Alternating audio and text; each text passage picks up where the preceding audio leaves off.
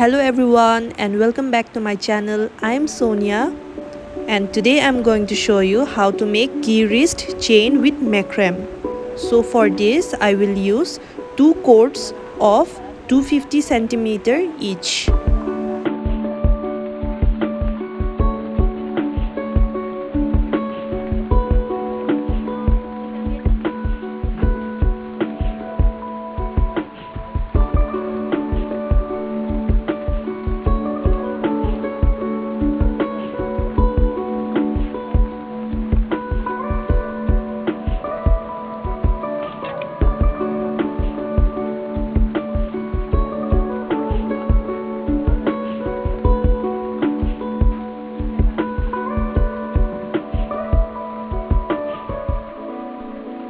So the two cords which are in the middle, they are of 60 centimeter and they are called filler cord, and the outer cords are called working cords, so they are of 190 centimeter.